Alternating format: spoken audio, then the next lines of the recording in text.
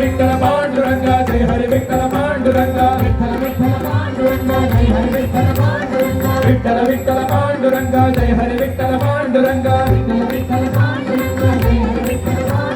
विठ्ठल विठ्ठल पांडुरंग जय हरी विठ्ठल पांडुरंग विठ्ठल विठ्ठल पांडुरंग जय हरी विठ्ठल पांडुरंग विठ्ठल विठ्ठल पांडुरंग जय हरी विठ्ठल पांडुरंग विठ्ठल विठ्ठल पांडुरंग जय हरी विठ्ठल पांडुरंग विठ्ठल विठ्ठल पांडुरंग जय हरी विठ्ठल पांडुरंग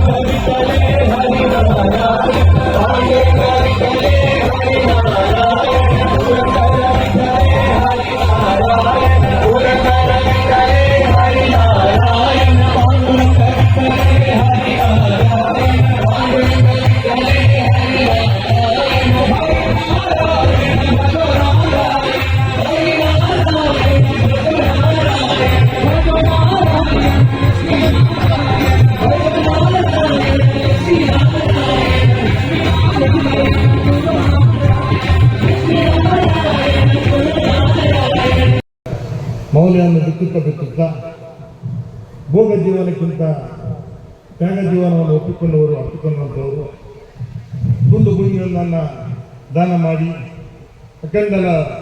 ಅಖಂಡ ಭೂಮಂಡಲವನ್ನೇ ತನ್ನದೆಂದು ಭಾವಿಸಿದಂಥವರು, ಮನೆಯೊಂದನ್ನು ತ್ಯಾಗ ಮಾಡಿ ಜಗತ್ತಿನ ಎಲ್ಲ ಮನೆಗಳು ತನ್ನವೆಂದು ಪರಿಭಾವಿಸಿದಂಥವರು, ಒಬ್ಬಾಕೆ ತಾಯಿಯಿಂದ ಬೀಳ್ಕೊಂಡು ನಾರಿ ಜಾತಿಯಲ್ಲವನ್ನು ಮಾತೃತ್ವ ಸ್ಥಾನದಲ್ಲಿಟ್ಟು ಪೂಜಿಸಿದಂಥವರು, ಹಾಗೆ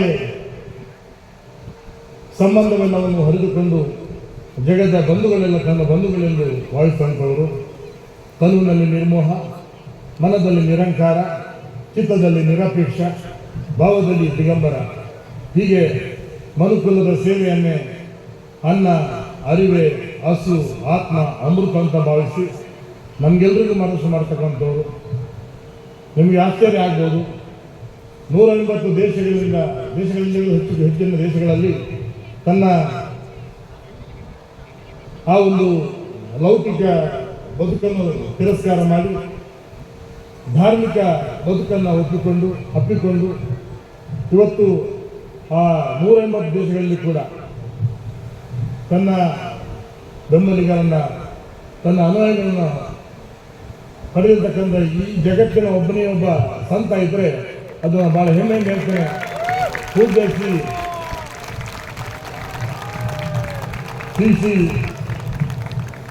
ಪೂಜ್ಯ ರವಿಶಂಕರ ಗುರುಜಿ ಅಂತ ಹೇಳಲಿಕ್ಕೆ ತುಂಬ ಹೆಮ್ಮೆಯನ್ನು ಪಡ್ತೇನೆ.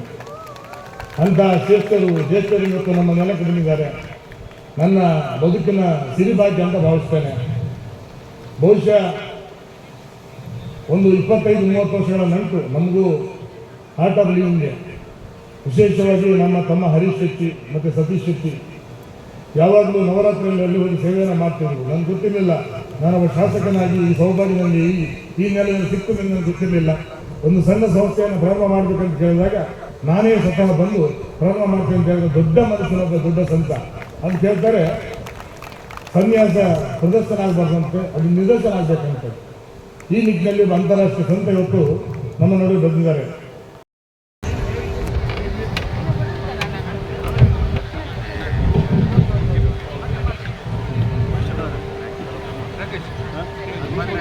ಇಂದಿನ ಈ ಸುಮಧುರ ಸಂಜೆಯ ಪ್ರಕೃತಿ ಮಾತೆಯ ಮಡಿಲಲ್ಲಿ ಬೆಳಗಿಸಿ ನಮ್ಮನ್ನು ಗುರಿಯೆಡೆಗೆ ಕರೆದೊಯ್ಯುವ ಪರಮ ಪ್ರೇಮ ಸ್ವರೂಪಿಯಾಗಿ ಶ್ರೀ ಕೃಷ್ಣ ಪರಮಾತ್ಮನೇ ದಯವಿಳಿಸಿ ಬಂದಂತೆ ಪೂಜ್ಯ ಶ್ರೀ ರವಿಶಂಕರ ಗುರುದೇವರು ನಮ್ಮೊಡನಿದ್ದಾರೆ.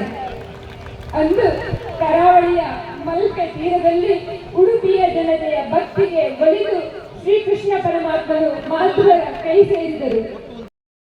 Thank you.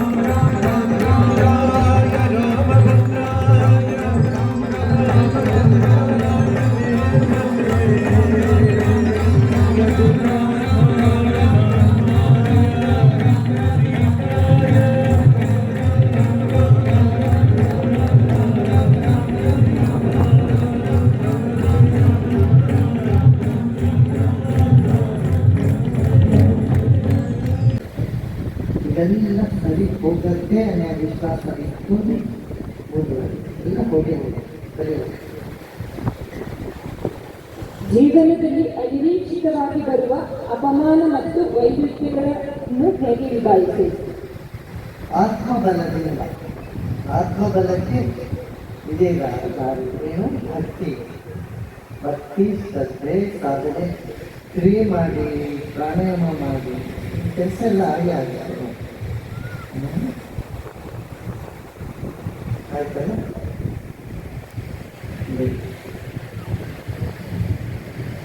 ಜೀವನವು ಸಂಘರ್ಷ ಅಂತ ಅನ್ನಿಸ್ತದೆ. ಆ ಸಂಘರ್ಷವನ್ನು ಸಂಭ್ರಮವಾಗಿ ಮಾಡಲಿಕ್ಕೋಸ್ಕರ ಸಾಧನೆ ಬೇಕು. ಸಂಘರ್ಷಮಯವಾಗಿರುವ ಜೀವನವನ್ನು ಸಂಭ್ರಮವಂತವಾದ ಜೀವನವಾಗಿ ಮಾಡಬೇಕಿದ್ರೆ ಏನ್ ಬೇಕು? ಸಾಧನೆ ಮಾಡಬೇಕು, ಸೇವೆ ಮಾಡಬೇಕು, ಸತ್ಸಂಗ ಮಾಡಬೇಕು, ಮತ್ತೊಬ್ಬರಲ್ಲಿ ಆಗಬೇಕು.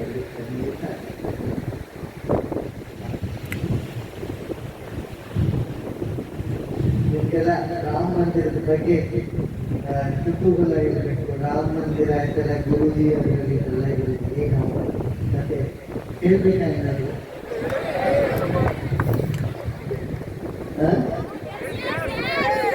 ರಾಮ ಮಂದಿರ ಮನಸ್ಸಿನಲ್ಲಿದೆ ಏನಾದ್ರು ಮತ್ತೆ ಹೇಗೆ ರಾಮ